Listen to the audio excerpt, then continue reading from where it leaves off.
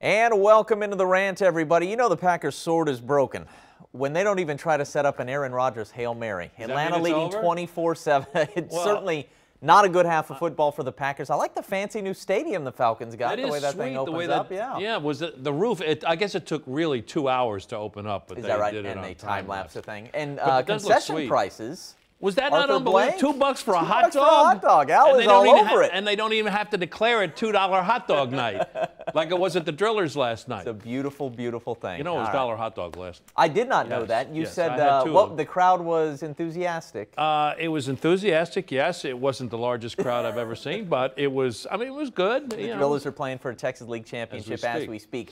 Also, as we speak, well, we're going to talk about college football, as we often do here on Sunday nights. We got a couple of good teams, don't we? The new AP poll is out. OU is number 3. They come back a spot. Clemson was really, really good. We understand that.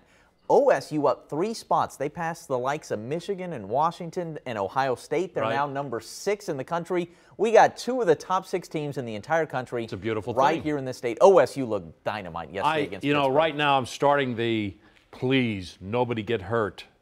For Bedlam. And we've got a couple of weeks before that. You were talking about it last week, Please stay healthy. Everybody, just stay healthy. Well, OU has a bye week this week, right? Just about. They go to Baylor? They can play their second or third string, and they'll be just fine. Go ahead and roll the OSU Pittsburgh highlights. OSU has a little tougher task, obviously, with the TCU coming to town.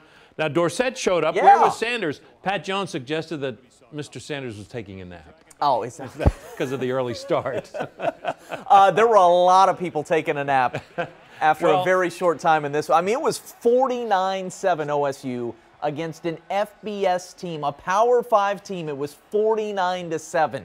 Come on now, this team came to play. That was even before Gundy put his headset on. Did you notice that? Yeah, that's right. We had a touchdown before Gundy even had his headset.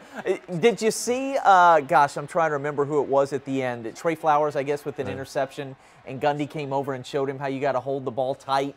And when Rudolph finally threw an interception for the first time in more than 200 passes, Gundy came right over. Like, the mistakes are so few and far between. Gundy looks excited when his team makes a mistake so he can finally do some coaching, so he can say something. I mean, they were perfect. Look at Justice Hill.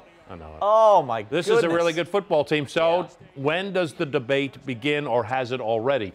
You know, you can tell, Caden, that you're doing your job well when both sides criticize you for what you say about the other team. Yes, right? That's exactly. Well, why are you giving this team so much credit? Why are you saying nice things about our team or their team and not enough about our team?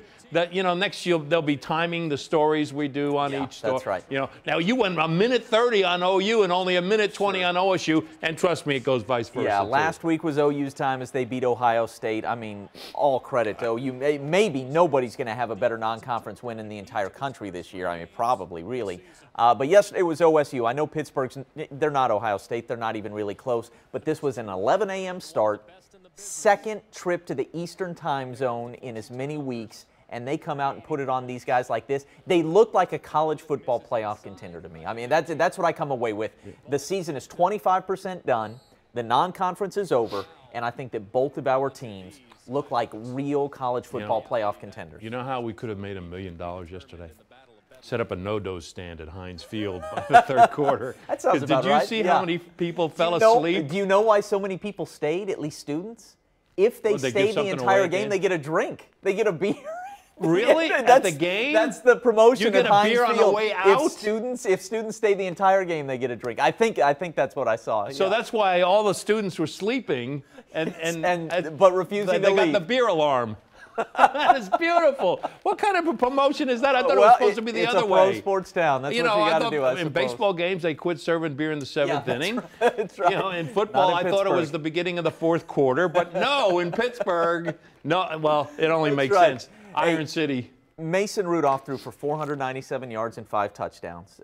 Mike Gundy called him afterwards a workaholic. Said he was the Tom Brady of college football. That's what he wants to be anyway. He wants to be like Tom Brady, where he works harder than anybody else.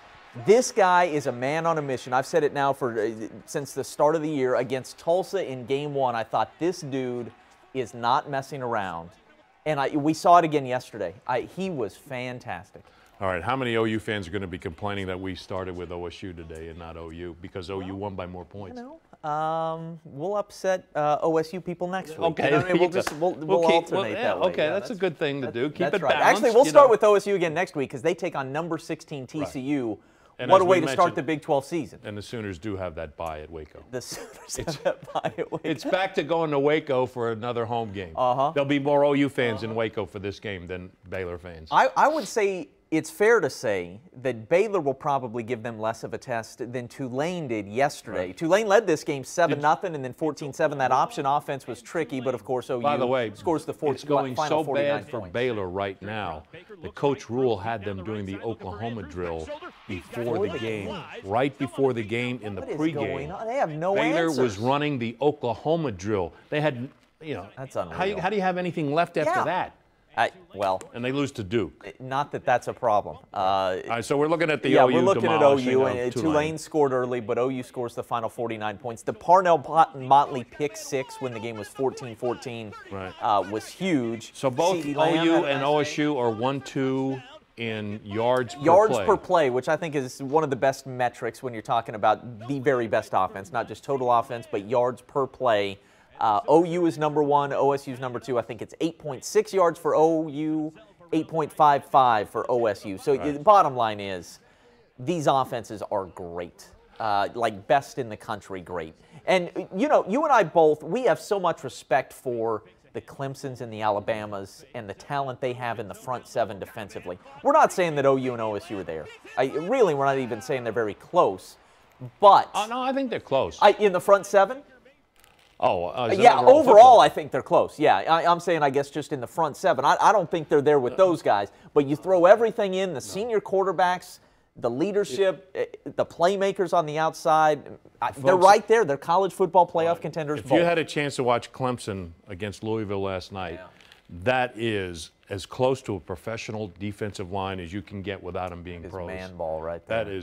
They were something. They are good. And I thought the same thing when I saw Alabama take on Florida State. Really, Florida State was sort of the same on the other side of the ball. Michigan's one of those teams. They're a little bit younger, but year in, year out. But look, Oklahoma and Oklahoma State, you talked about it last week. You were already looking forward to Bedlam, and now I'm there with you. I think we're 6 weeks away. I can't remember. I think yesterday might have been 7. It's November the 4th. So however far that is, let's do this thing in Stillwater, and then hopefully a rematch after that. Now, I will say this.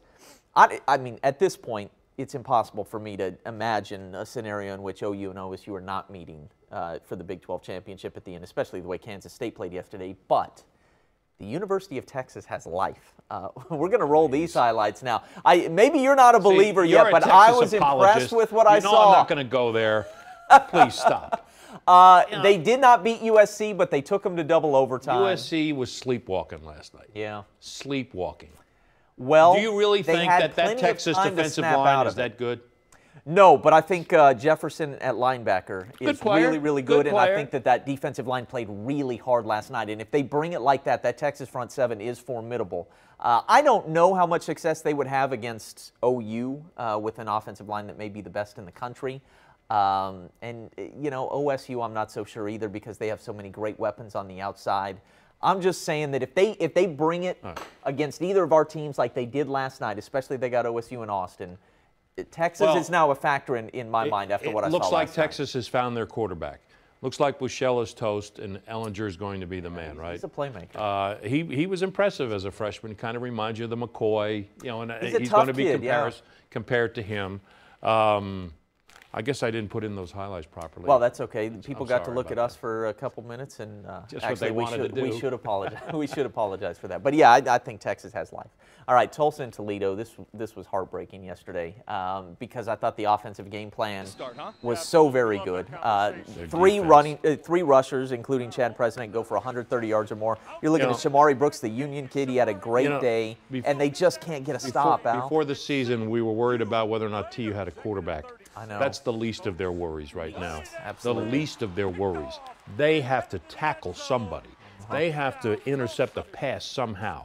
They have to recover a fumble somehow. They have to stop somebody somehow, some way, some when. Yep. They covered the spread. It was a solid effort in a lot of ways, but when you score 51 points, you got to win. You got to win a game. Yeah, that's exactly right. That's exactly right. coming home to take on New Mexico this week. I sure hope there's a big crowd. We got the Alzheimer's walk before the game, and then a 12:30 kickoff. But, man, it is hard to watch a team celebrate a win like that, what Toledo had last night with the last-second field goal. So Tulsa drops to 1-2. All three of our state teams scored at least 50 points yesterday. I mean, I said I should get a comp day for cutting all these highlights. I'm going to have some sort of carpal tunnel thing going on. Oh, no, I bet. Well, you need more time, man.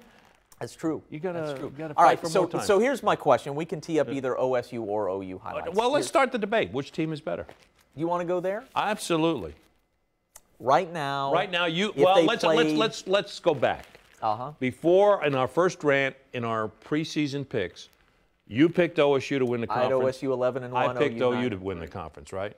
I think that's right. Are we on the same wavelength in that regard?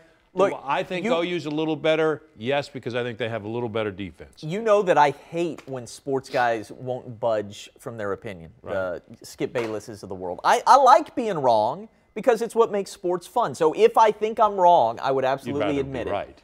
But I'm going to say right now, if they were playing right now on a neutral field, I would still take Oklahoma State. And here's what I'll say. If Oklahoma plays like they did against Ohio State, I think that Oklahoma's very best because they have more talent on defense, especially the front seven. If Oklahoma plays their very best, I think they're the better team. But I like the overall leadership and experience of Oklahoma State. Not that it's bad for OU. Trust me, I think both are great. Both are great. But I like Oklahoma State in this match. And maybe I'm not crazy because they're both really, really good, but I would still take OSU by a point. I guess what we have to try to figure out is OU's defense good enough to stop Oklahoma State's offense? And is OSU's defense good enough to stop Baker Mayfield and the OU offense? That's a good point. And that's where I think, because I think the key matchup is the two offenses, because I don't think anybody's stopping anybody.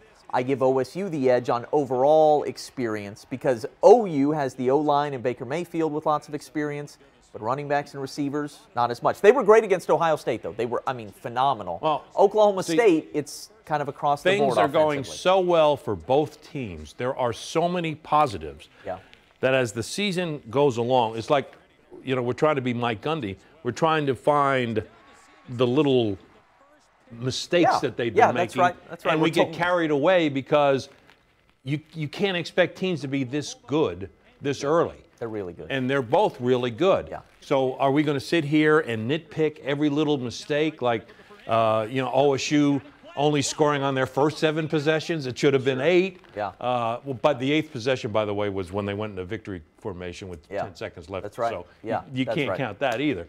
But you get what I'm saying. It's going to be a weird situation because it's hard to find faults with these teams. Yes.